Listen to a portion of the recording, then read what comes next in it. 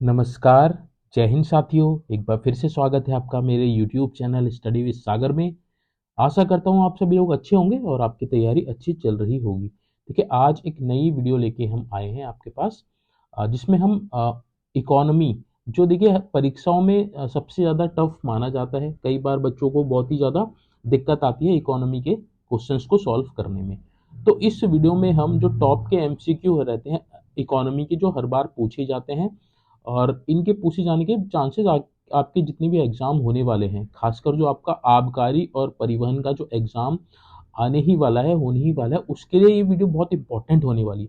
साथ में जितने भी आगे भी एग्जाम जो होंगे अभी हाल ही में, उन सभी के लिए भी इंपॉर्टेंट रहने वाली है, क्योंकि इसमें जो हमारा जो यूनियन बजट अभी पास हुआ था फरवरी में, उसके भी क्वेश्चंस डाले हैं, करंट अफेयर्स इकोनॉमी के क्वेश्चंस भी डाले हैं, और जो स्टैटिक इकोनॉमी का जो पार्ट रहता है जिससे हर बार क्वेश्चंस बनते ही बनते हैं, उन सभी को यहाँ पे डिस्कस किया गया है। तो ये आपके लिए बहुत इंपॉर्टेंट रहने वाली है इकोनॉमी की वीडियो। अगर आपने इसको देख लिया तो आपके 4 से 5 सवाल इजीली इकोनॉमी के जो पेपर में आएंगे वह आप इजीली उसको कर लेंगे। 4 से 5 क्वेश्चन इसमें से आने ही आने हैं, तो आप वीडियो को एंड तक जरूर देखिएगा। साथ में जो बच्चे नए हैं, जिन्होंने अभी चैनल सब्सक्राइब नहीं किया है, उनसे रिक्वेस्ट करूंगा कि आप प्लीज चैनल को सब्सक्राइब कर लीजिएगा, वीडियो को ज़्यादा से ज़्यादा शेयर कीजिएगा ताकि और भी बच्चों को इसका लाभ मिल सके, और साथ में आपकी जो परीक्षा की तैयारी है वह भी अच्छी से हो सके। तो चलिए, ये जो टॉप के जो इकोनॉमी के MCQ हैं, MCQ फॉर्म में इसको मैंने आपके लिए बनाया है, तो आप इसको जरूर देखिएगा, आपको बहुत हेल्पफुल रहने वाला है। तो देखिए, सबसे पहला क्वेश्चन है जो परीक्षाओं में सबसे ज्यादा रिपीटेड होता है। यह क्वेश्चन आपका, रेपो रेट क्या होता है। तो देखिए, रेपो रेट क्या होता है, एक होता है रेपो रेट, एक होता है रिवर्स रेपो रेट। तो रेपो रेट में क्या होता है कि आरबीआई आरबीआई जिस रेट पे अन्य बैंक को पैसा देता है, तो जिस रेट पे देता है, जिस रेट ऑफ इंटरेस्ट पे देता है, उसको हम रेपो रेट कहते हैं। यानी कि आरबीआई जिस रेट पे बैंकों को पैसा दे रहा है, तो वो हो गया आपका रेपो रेट। और बैंकों से अगर वह उधार ले रहा है आरबीआई जिस रेट पे, तो उसको बोलते हैं रिवर्स रेपो रेट। तो यहां आपसे पूछा रेपो रेट क्या है, तो देखिए, वह दर जिस पर आरबीआई बैंकों से धन उधार लेता है, ये तो आपका रिवर्स रेपो रेट हो गया। वह दर जिस पर बैंक आरबीआई से धन उधार लेता है, यानी कि जिस जिस रेट पे बैंकों को आरबीआई से धन प्राप्त होता है, उसको बोलते हैं रेपो रेट। तो ऑप्शन सी इसका सही जवाब हो जाएगा। ठीक है, होप सो आपको ये समझ में आ गया होगा। वर्तमान में अगर हम बात करें, कई बार ये पूछता है कि वर्तमान में रेपो रेट कितना चल रहा है। तो अभी फरवरी में जो रेपो रेट है उसकी दर 6.5% है। तो इसको आपने याद रखना है, ये इंपॉर्टेंट आपके लिए रहने वाला है। 6.5% प्रेजेंट में रेपो रेट है, तो आपको ये याद रखना है। चलिए आगे बढ़ते हैं, अगला क्वेश्चन देख लेते हैं। अगला क्वेश्चन है आपका, ये भी मोस्ट इंपॉर्टेंट है, परीक्षाओं में मोस्ट रिपीटेड क्वेश्चन ये। भारतीय रिजर्व बैंक यानी कि आरबीआई का परिचालन कब शुरू किया गया, यानी कि आरबीआई की स्थापना कब हुई है, ये आपने बताना है। तो आप सभी को पता होगा, आरबीआई की स्थापना 1 अप्रैल 1935 को हुई थी। तो आपने ये डेट याद रखनी है, सन याद रखना है, 1 अप्रैल 1935। अब बात करें कि देखिए मुख्यालय कहाँ है, तो वर्तमान में जो मुख्यालय है आरबीआई का, मुंबई में है। मुंबई में है वर्तमान में। बट क्या है, पहले भी मुंबई में था? नहीं, पहले ये कलकत्ता में था, यानी कि ये कोलकाता में था ये है। फिर 1937 में ये मुंबई में लाया गया, 1937 में मुंबई लाया, यानी कि जब स्थापना हुई थी तब तो ये कोलकाता में था इसका मुख्यालय। कई बार पूछ सकता है कि जब भारतीय रिजर्व बैंक की जब स्थापना हुई थी उस समय मुख्यालय कहाँ था, तो आपने बताना है कोलकाता में। अगर पूछेगा कि वर्तमान में मुख्यालय कहाँ है, तो वर्तमान में मुंबई में है। कब है? 1937 में ये लाया था। अगर बात करें कि आरबीआई के पहले गवर्नर कौन थे, तो पहले गवर्नर की बात करें तो सर ओसबर्न ओसबॉर्न स्मिथ थे। तो आपने ये याद रखना है कि पहले गवर्नर कौन थे, तो आपने बताना है सर ओसबॉर्न स्मिथ थे। अगर वर्तमान की बात करें तो वर्तमान में कौन है, वर्तमान में शक्तिकांत दास है, शक्तिकांत दास। तो इतने पॉइंट आपको इस क्वेश्चन से याद रखने हैं। होप सो आपको अच्छा समझ में आ रहा होगा। चलिए आगे बढ़ते हैं, अगला क्वेश्चन देख लेते हैं। अगला क्वेश्चन है आपका, किस आयोग की सिफारिश के कारण भारतीय रिजर्व बैंक की स्थापना हुई थी? तो भारतीय रिजर्व बैंक जब 1935 में बना था, तो उसकी स्थापना जो हुई थी वह Hilton young commission, Hilton young commission यानी कि समिति के सिफारिशों पे हुआ था। तो ऑप्शन सी आपका सही जवाब हो जाएगा, हिल्टन यंग कमीशन। तो आपको ये भी याद रखना इंपॉर्टेंट है, ये परीक्षा में पूछा गया। नेक्स्ट देखिए अगला क्वेश्चन, रेपो रेट का प्राथमिक उद्देश्य क्या है? रेपो रेट देखिए हमेशा इकोनॉमी का बहुत इंपॉर्टेंट पार्ट रहा है, तो इसलिए रेपो रेट से हमेशा क्वेश्चन पूछे जाते हैं। तो रेपो रेट एक तरह से देखिए टूल है, किसके लिए? टूल है हमारे वित्त विभाग के लिए, जो जिसके माध्यम से क्या करते हैं, इस रेपो रेट के माध्यम से जो हमारी महंगाई होती है यानी कि मुद्रा स्फीति होती है, उसको कंट्रोल किया जाता है, उसको कंट्रोल किया जाता है।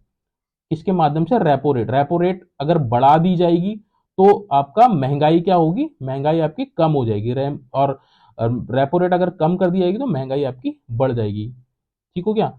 तो इसमें आपका जो ऑप्शन हो जाएगा, ऑप्शन ए हो जाएगा, बाजार में धन पूर्ति को विनियमित करने, यानी कि जो कंट्रोल करने धन को, और मूल्य मुद्रा स्थिति का मुकाबला करने, यानी कि जो महंगाई है उसका मुकाबला करने। तो ऑप्शन ए इसका सही जवाब हो जाएगा। तो आपने ये याद रखना है, इंपॉर्टेंट है। अगला क्वेश्चन ये आपका अभी जो बजट पेश हुआ था उससे संबंधित है, इंपॉर्टेंट है ये वाला क्वेश्चन। 90% चांसेस है कि आपको परीक्षा में देखने को मिल सकता है। क्वेश्चन आपका यह है कि वित्त वर्ष 2024-25 के लिए अंतरिम बजट में राजकोषीय घाटे का लक्ष्य क्या रखा गया है? यानी कि आगे जो आपका आगामी जो वित्त वर्ष है 2024-25, उसमें राजकोषीय घाटे का लक्ष्य कितना रखा गया है? तो राजकोषीय घाटे का जो लक्ष्य रखा गया है वह रखा गया आपका जीडीपी का 5.1%। तो यानी ऑप्शन सी आपका सही जवाब हो जाएगा। सकल घरेलू उत्पाद का 5.1% लक्ष्य रखा गया है 2024-25 के अंतरिम बजट के अंतर राजकोषीय घाटे का। तो ये आपने याद रखना है, इंपॉर्टेंट है परीक्षा की दृष्टि से। करंट का ये क्वेश्चन है। नेक्स्ट ये भी आपका करंट का क्वेश्चन है, अंतरिम बजट 2024-25 में आयकर स्लैब या दरों की क्या स्थिति है?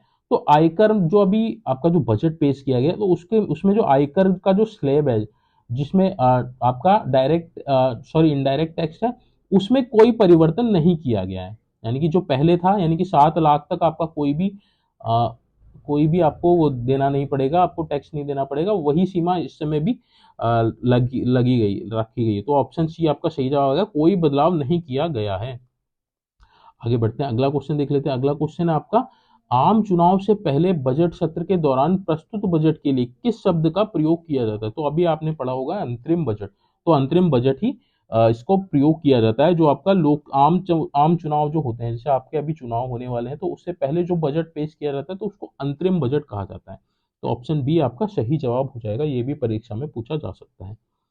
आगे बढ़ते हैं, अगला क्वेश्चन हम लोग देख लेते हैं।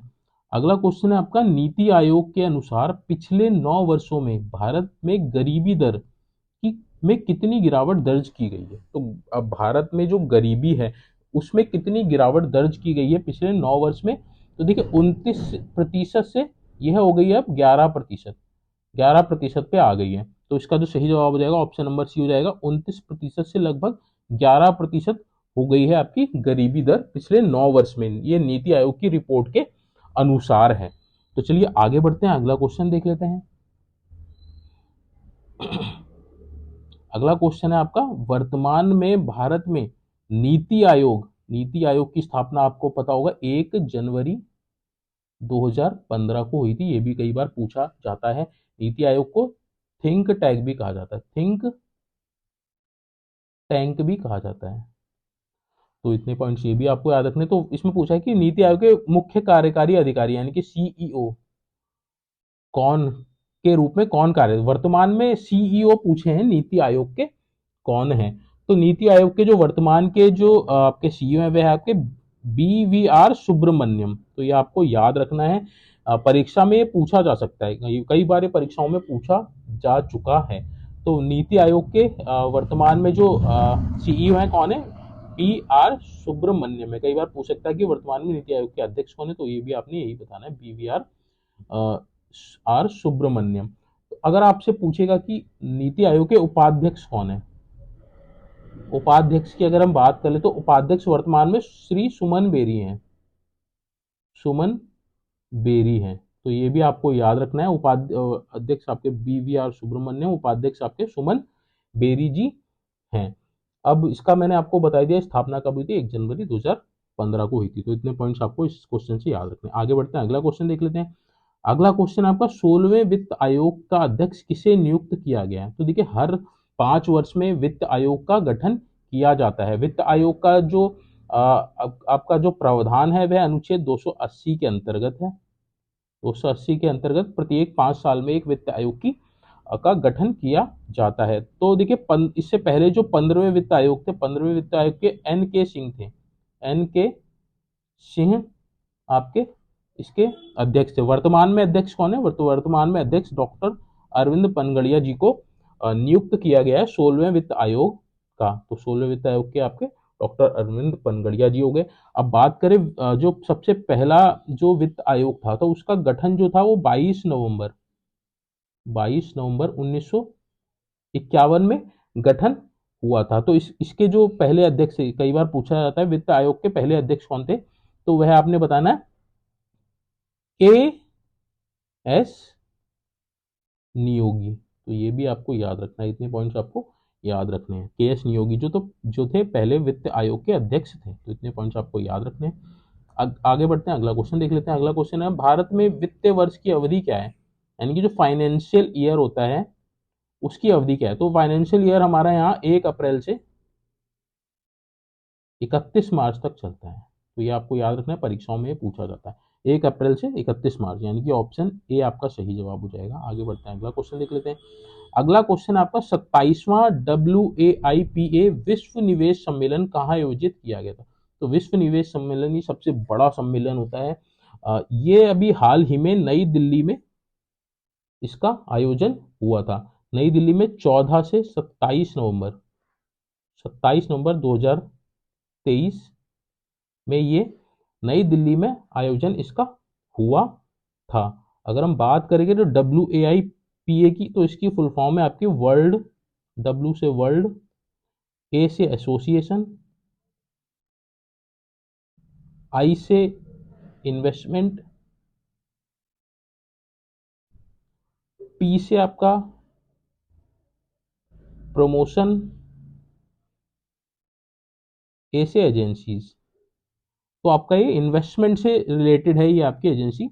इसका जो है इसका कार्य यही है कि जो आपके विश्व के जितने भी निवेश होते हैं उनमें सम्मेलन करना और उनको बढ़ावा देना, निवेश को बढ़ावा देना।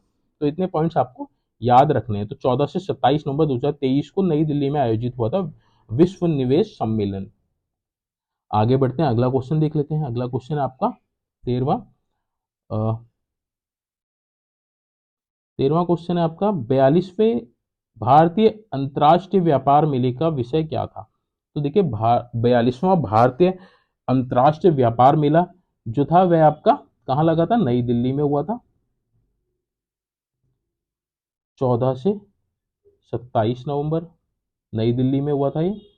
और इसका जो विषय था वह था आपका वसुदेव कुटुंबकम। तो ये विषय आपने याद रखना, ये आपके लिए इंपॉर्टेंट है कि 42वें अंतर्राष्ट्रीय व्यापार मेले का विषय क्या था। तो वसुदेव कुटुंबकम इसका वो था, क्या बोलते हैं, विषय था इसका। चलिए आगे बढ़ते हैं, अगला क्वेश्चन देख लेते हैं। अगला क्वेश्चन है आपका श्रम बाजार में महिलाओं के योगदान पर, श्रम बाजार में महिलाओं के योगदान पर शोध के लिए किसे 2023 में नोबल अर्थशास्त्र पुरस्कार से सम्मानित किया गया। तो अर्थशास्त्र में नोबल पुरस्कार 2023 में किसको मिला था। तो ये मिला था आपका ऑप्शन ए क्लाउडिया गोल्डिन। तो क्लाउडिया गोल्डिन को ये आपका नोबल पुरस्कार अर्थशास्त्र के लिए 2023 में दिया गया था। तो आगे बढ़ते हैं, अगला क्वेश्चन हम लोग देख लेते हैं। अगला क्वेश्चन है आपका विश्व बैंक के अगले अध्यक्ष के रूप में किसे नियुक्त किया गया है। तो देखिए विश्व बैंक का जो वर्तमान में जो अध्यक्ष हैं किन्हें नियुक्त किया गया, वह नियुक्त किया गया अजय बंगा जी को। तो इंपॉर्टेंट है, परीक्षा में बहुत ज्यादा चांसेस है इसके पूछे जाने की। तो विश्व बैंक के जो अध्यक्ष हैं वे कौन है वर्तमान में, अजय बंगा जी हैं। विश्व बैंक की स्थापना की बात करें तो स्थापना इसकी कब हुई थी, 1944 में हुई थी। मुख्यालय की बात करें तो मुख्यालय कहाँ है इसका, वॉशिंगटन डीसी यूएस में है, अमेरिका में है। तो वॉशिंगटन डीसी में इसका मुख्यालय है। स्थापना 1944 में हुई थी। वर्तमान में इसके जो अध्यक्ष हैं अजय बंगा जी हैं। तो इतने पॉइंट्स आपको इस क्वेश्चन से याद रखने हैं। नेक्स्ट देखिए अगला क्वेश्चन, ये आपका बजट से संबंधित है। हाल ही में जो बजट पेश हुआ है, बजट 2023-24 में सकल घरेलू उत्पाद के प्रतिशत के रूप में संशोधित राजकोषीय घाटा कितना रहा है। तो देखिए ऊपर हमने बात की थी अब 2024-25 के लिए कितना रहेगा, 5.1%। और 2023-24 में कितना रहा है यह आपसे पूछा है। तो ये रहा है आपका 5.8%। तो ये आपको नंबर याद रखना है, 5.8% रहा है 2023-24 के लिए राजकोषीय घाटा। इंपॉर्टेंट है परीक्षा की दृष्टि से। नेक्स्ट देखिए आगे बढ़ते हैं, अगला क्वेश्चन देख लेते हैं। अगला क्वेश्चन है आपका केंद्रीय वित्त मंत्री। तो आपको पता होगा कि हमारी वर्तमान में जो फाइनेंस मिनिस्टर कौन है, श्रीमती निर्मला सीतारमण जी हैं। यानी कि केंद्रीय वित्त मंत्री श्रीमती निर्मला सीतारमण ने केंद्रीय बजट 2024 पेश किया। उन्होंने लगातार कितनी बार केंद्रीय बजट पेश किया, तो उन्होंने लगातार 6वीं बार किया है। तो ये इंपॉर्टेंट है, परीक्षा की दृष्टि से पूछा जा सकता है। ये सबसे ज्यादा बार है जिन्होंने केंद्रीय बजट पेश किया है, लगातार 6 बार। आगे बढ़ते हैं, अगला क्वेश्चन देख लेते हैं। अगला क्वेश्चन है आपका 18th, केंद्रीय वित्त मंत्री निर्मला सीतारमण ने केंद्रीय बजट 2024 पेश किया। यह भारत का कौन सा केंद्रीय बजट है, तो ये भारत का 76वां केंद्रीय बजट है। तो ऑप्शन सी इसका सही जवाब हो जाएगा। इंपॉर्टेंट है परीक्षा की दृष्टि से। आगे बढ़ते हैं, अगला क्वेश्चन देख लेते हैं। अगला क्वेश्चन आपका केंद्रीय अंतरिम बजट 2024 में किस क्षेत्र को सबसे अधिक आवंटन प्राप्त है। तो किस क्षेत्र को सबसे अधिक आवंटन यानी कि अनुदान प्राप्त हुआ है, तो वह मिला है रक्षा विभाग को। तो रक्षा विभाग को सबसे ज्यादा आवंटन प्राप्त हुआ है केंद्रीय का जो अंतरिम बजट 2024-25 है। आगे बढ़ते हैं और ये इस सेशन का अंतिम क्वेश्चन है। वर्तमान में भारतीय रिजर्व बैंक यानी आरबीआई के गवर्नर कौन है, ये मैंने आपको ऊपर भी बता दिया। तो वर्तमान में आरबीआई के जो गवर्नर है वे आपके श्री शशिकांत दास जी हैं। इससे पहले जो थे हमारे वह थे उर्जित पटेल थे। उनके स्थान पे अब शशिकांत दास जी को वर्तमान में भारतीय रिजर्व बैंक यानी कि आरबीआई का गवर्नर नियुक्त कर दिया गया है। तो ये इंपॉर्टेंट है परीक्षा की दृष्टि से। तो देखिए ये थे इंपॉर्टेंट क्वेश्चन जो आपके आगे आगे जितने भी पेपर होने वाले हैं, यानी कि आबकारी का, परिवहन का, पुलिस सब इंस्पेक्टर का, आरओ एआरओ मेंस का, और उत्तराखंड पुलिस कांस्टेबल का की जो वैकेंसी आएगी उसका, और आपका हवलदार के जो होमगार्ड में वैकेंसी आई है, और जितने भी अन्य आपके यूके एसएससी और यूके पीएससी द्वारा जितने भी आपके एग्जाम करवाए जाएंगे, उन सभी के लिए ये आपका इंपॉर्टेंट सेशन था। उन सभी के लिए इंपॉर्टेंट थी ये वीडियो। तो आप वीडियो को सेव कर लीजिएगा, इसको दोबारा रिवाइज जरूर कर लीजिएगा। साथ में आप जो जो मैंने पॉइंट्स बताए हैं उनको भी आप उनके नोट्स जरूर बना लीजिएगा। वो नोट्स आपको एंड टाइम पे काम आएंगे, साथ में वीडियो भी आपको काम आएगी। तो ये आपके लिए रिवीजन के समय भी बहुत इंपॉर्टेंट रहनी है। तो वीडियो को आप शेयर करके रखिएगा और अपने प्लेलिस्ट में इसको ऐड जरूर कर लीजिएगा ताकि आपको हेल्प मिले। मेरा मोटिव यही है कि आपको जितने से ज़्यादा हेल्प मिल सके उतना, मेरा मोटिव यही है कि उतनी हेल्प आपके मैं कर सकूं। साथ अगर आपको ये वीडियो की मतलब ये जो पीडीएफ है, पीडीएफ चाहिए तो आप टेलीग्राम चैनल को भी ज्वाइन कर सकते हैं। टेलीग्राम चैनल का जो लिंक है वह मैं डिस्क्रिप्शन में दे दूंगा, वहां से जाके उसको ज्वाइन कर सकते हैं और इसकी पीडीएफ आप फ्री ऑफ कॉस्ट प्राप्त कर सकते हैं। तो चलिए आज का जो सेशन है इसको यहीं पे एंड अप करते हैं। मिलते हैं जल्दी नेक्स्ट वीडियो के साथ जिसमें हम नया टॉपिक लेके आएंगे। तो आप प्लीज चैनल को सब्सक्राइब कर लीजिएगा जिन बच्चों ने अभी चैनल को सब्सक्राइब नहीं किया। साथ में बेल आइकन को प्रेस जरूर कर दीजिएगा ताकि नोटिफिकेशन आपको मिल सके जब भी मैं ये वीडियोस को अपलोड करूँ। तो चलिए हम मिलते हैं नेक्स्ट वीडियो में। Thank you so much for watching this video.